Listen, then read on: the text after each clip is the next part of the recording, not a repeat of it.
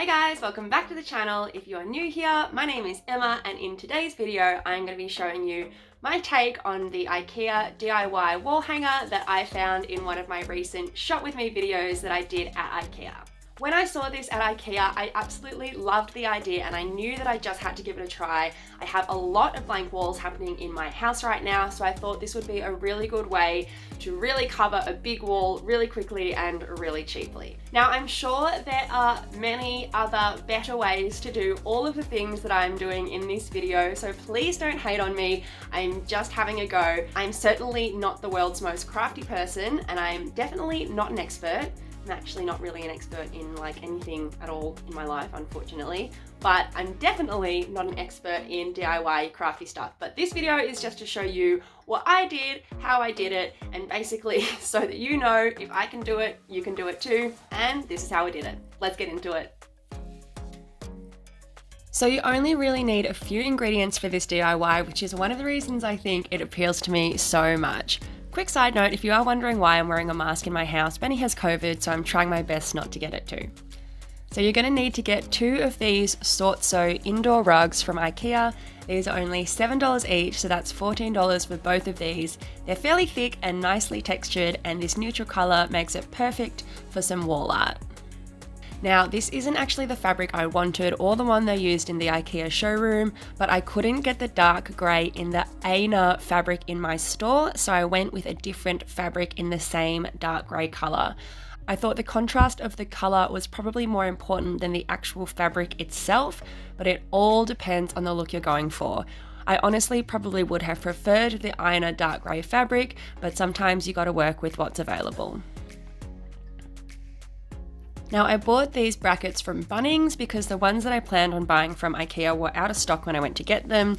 These ones are almost the same though, and they are $6.40 each, and you can get very similar ones to this at IKEA for $5 each. You're also going to need a thick needle, so something thick enough to go through the rug obviously, and also some thread. I used embroidery thread because I just had some kicking around, but anything that is, basically a similar colour to the rug is good enough. Now, the last thing you're going to need is a large rod or dowel. So I got this one from Bunnings. It's 1.8 meters and I think it cost about $25. The next size down was 1.2 meters, so not quite big enough for this project because the rugs are 110 centimeters when they're put together. So these rugs were really creased when I first started. I did give them a bit of an iron, but I couldn't get all the creases out. I don't really think that it really affects the end result that much though, but if you do want to get these completely flat, maybe get the rugs and lie them out flat for a while before you start this project so you can get all those creases out good and proper. So the first thing that you need to do is you need to put the dowel in at the top end of one of the rugs and fold the rug over the dowel so that you can stitch a hole for the dowel to go through. You can use a marker to mark the fabric on each side where you need to stitch both sides of the fabric together if you like, or you can use a bulldog clip to hold one or both ends together to make sure that the hole is even on both ends. Then you need to stitch all the way along the edge of the rug up to the other end. Now, depending on the look you want, this doesn't have to be really neat, but it can be if you want it to be. Now, I've taken inspiration from the IKEA wall hanger, but I am by no means replicating it exactly. You can make this as intricate or as chunky and messy as you like. You can use whatever color or style of fabric that you want. Really, you can make this your own. I think for me, this is going to be one of those things that will look better if the imperfections look absolutely intentional. I'm definitely going for a more rustic, organic look with this one. So the whole way through making this, I've really tried to make things intentionally imperfect and have embraced the mistakes that I've made along the way. But you can definitely learn from those mistakes that I've made and what I'm doing if you are trying to achieve a bit more of a polished look as well.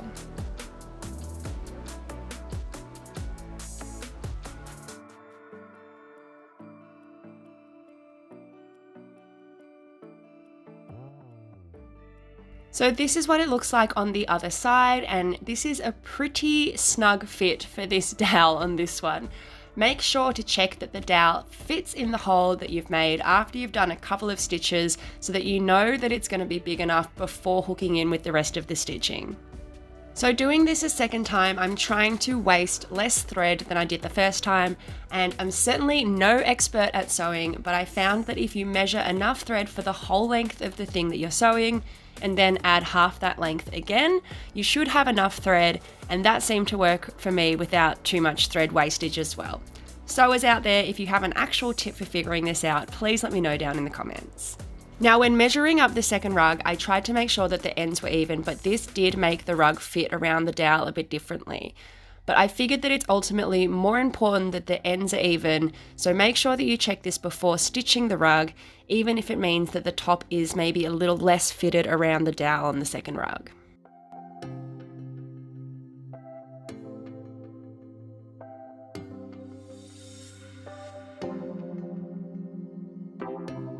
I also realised later on that these rugs are actually not both facing the same way in this video, but in the spirit of embracing mistakes, I didn't bother fixing it up, but there is a very slight difference in the edges of the rugs from front to back. So check for this if you are doing this one at home and this matters to you. You can see also that despite my efforts to get these ends completely even, they're still not perfectly in line at the bottom, but shit, you know what? That's close enough for me. So now the base is done, it's time to cut some strips of your chosen fabric that you want to weave through the rugs. This fabric was really hard to work with because I don't have fabric scissors, which I now know I really need to buy. So this was another reason why I ended up going for a bit more of a rustic look, because I could not cut that fabric straight and neat to save my life. And this fabric also is blackout curtain fabric, and it does fray a bit on the edges once you've cut it, so I figured that I may as well embrace all of these little things that have happened and just go with that rustic organic look I was talking about before. The length of the rugs put together is 110 centimeters, so you'll need to make sure before buying your fabric that it is long enough for this project. I always like to have a little bit to spare.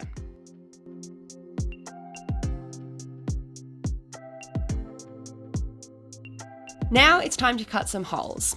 So I did try using kitchen scissors pretty unsuccessfully to cut slits into the rugs, so I ended up using a Stanley knife to cut the holes instead, which worked pretty well. Initially, I would use the knife to make a small insert to poke the scissors through and then cut the fabric with the scissors, but I ended up just using the Stanley knife in the end, although using the scissors is definitely a much neater look. Just using the Stanley knife can make the edges fray a little bit, but it was just so much faster, and I think it added to a little bit more of that rustic look.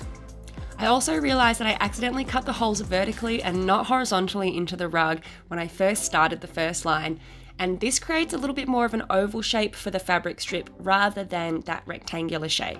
So if you want, you could alternate between horizontal and vertical cuts, or just use horizontal or just use vertical, whatever you want. It totally depends on the look that you're going for.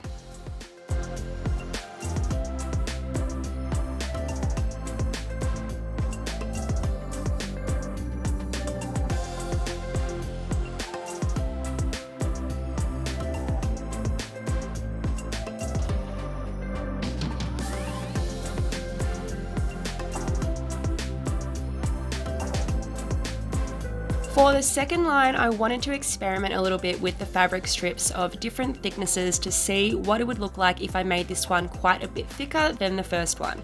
Again, this would have been so much easier with fabric scissors. I definitely recommend using fabric scissors if you have a tricky to cut fabric for this project.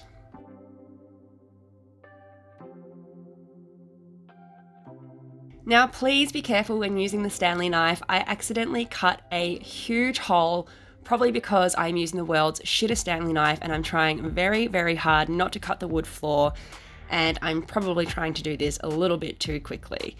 I know this whole situation is definitely not ideal. Please don't be like me and be safe when you are doing this. By the end, I found that the easiest way to cut the fabric is to actually hold the Stanley knife in place and then to kind of pull the fabric taut and then pull the fabric over the blade.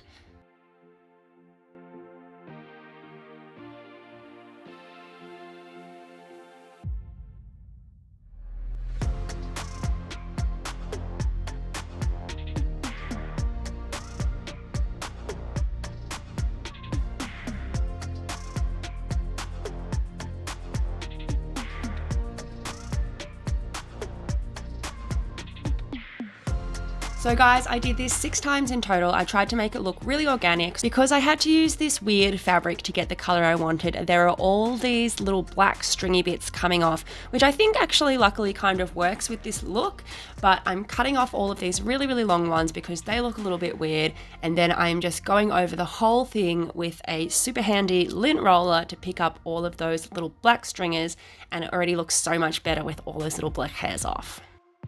Like I said, you can do this however you like. If this looks too messy for you, then you can definitely do this neater and thinner, or if you want, you can do it messier and chunkier, just whatever floats your boat.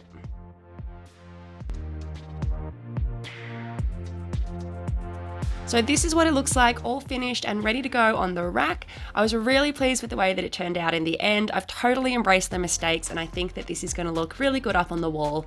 I did a few measurements just to make it look like I know a little bit what I'm doing, but admittedly I had to get Benny to put the brackets up for me. If you want to know how to put something like this up on your wall, definitely YouTube it. Don't take it from me, take it from someone who knows way better than I do. But guys, this is the end result. This is what it looks like mounted on the wall in our spare room. I think it looks much better than that huge blank wall, and it was really a pretty cheap way to fill in that huge space and have a bit of fun at the same time. I think the whole project cost me less than $70. As you can see, there is a little bit of a difference between these two at the bottom here, but you can't really notice it that much.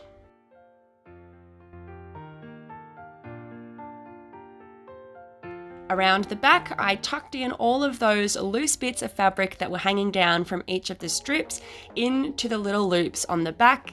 That way you can always swap out the fabric easily if you do want to change the color, or if you want to change the texture, or you just want to improve or change the DIY that you've made, you can always have that option as well. I think this is just such a fun, cheap and easy DIY idea that you can do in a day, even half a day if you want to. It costs less than $70, and honestly, the hardest part is putting the brackets up. I hope you enjoyed this video. If you did, please make sure you give it a like. DIY is a little different from my usual stuff, so give me a like, really helps me know that you're enjoying the new content. Links to everything that I used will be in the description box down below. And as always, thank you so much for watching, guys. I'll see you in the next video. Bye-bye.